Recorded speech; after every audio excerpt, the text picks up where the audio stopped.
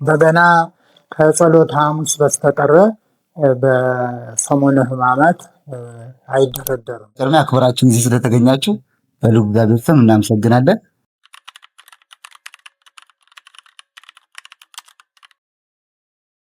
ያው እንግዲህ መርሃ ግብሩ ያው በገናው በተመለከተ ነው ናገረው። ያው በደንቡ መሰረት ተማሪዎቹ በተማሩት ያው በስርዓት ወጥተው በወንበር ተቀምጠው ያው በህብረት አንድ ላይ ሆነው ደርድረዋል። ትልቁ ነገር ምናልባት ቅድም አልጠቀስኩም፣ በገና የብቻ የአንድ ሰው መሳሪያ ሆኖ በህብረት እንዲዘምሩ አሁን በሚዘምሩበት ምናሴ በህብረት እንዲሆን የተደረገው ያው ለትምህርት እንዲመች ነው እንጂ በገና የብቻ ነው። ያው ተምሮ ሲያበቁ ቤታቸው ሲሄዱ ያው እያንዳንዳቸው የራሳቸው በገና ስለሚኖራቸው ለብቻቸው ነው የሚዘምሩት እንጂ ሌሎችን እየጠሩ ነው አብረን እንዘምር ለማለት አይደለም። ግን ያው በደንቡ በተማሩት መሰረት ለማሳየት እንደዛ አይነት አድርገው ያው ደርድረዋል። እና ቅድም የተለየ ነገር ያየሁት ሁለቱ እየደረደሩ ሌሎች ከጎን ደግሞ ተቀምጠው ሲዘምሩ ይሄ አግባብ አይደለም። በገናውን የሚደረደረው ብቻ ነው የሚዘምረው እንጂ ያው በህብረትም ሆነው ሁሉም አብሮ ይዘምራል እንጂ የተወሰነ እየደረደረ ሌሎች ደግሞ ለብቻ መዘመር አብሮ መዘመር ይሄ ከደንብ ውጪ ነው። እንደ ጨብጨቦ በመሰንቆ በክራር እንደሚደረገው አይነት መዝሙር ስለሚያስመስለው ማለት ነው እንጂ ያው ጥሩ ሙከራ ነው። በርቱ። እንዲህ መልካም እድል እመኛለሁ።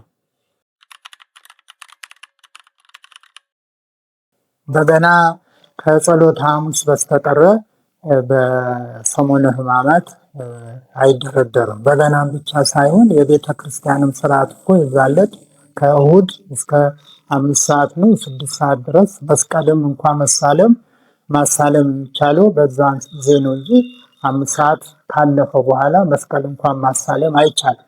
የቤተ ክርስቲያን ቅዳሴው ስርዓት ሁሉ በሙሉ ስለሚቆም የክርስቶስ የሕማማቱ መከራውን ያየበት እያንዳንዱ ቀን የራሱ ትርጉም ያለው ቀን በመሆኑ ያ የሆነበት ስለሆነ አይደረደርም። በገናም አይደረደርም። ያው እንዳልኩት ቅዳሴው ሁሉ ስለማይደረግ በእምነቱ ውስጥ የተከለከሉት ነገሮች በሙሉ በዛን ጊዜ አይደረጉም ማለት ነው። የጸሎተ ሐሙስ ዕለት ግን በዛን ዕለት ማታ በገና መደርደር ይቻላል። ከዛ የስቅለት ዕለት ወይ የትንሣኤ ዕለት በገና አይደረደርም።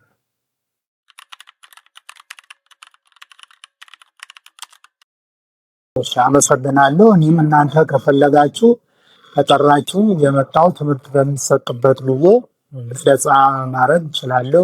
በዓል አገልግሎትም ዛሬ እንደሆነው አይነት እንደዛም አድርጉ ብላችሁ ካላችሁ አስቀድማችሁ ደውላችሁ ቀጠሮ ብትይዙ መጥቻ አደርጋለሁ።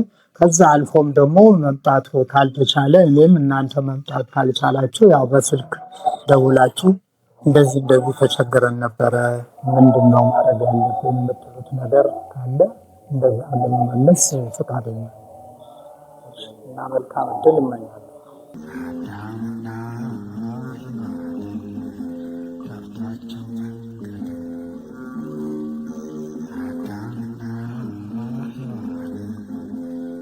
Ciao.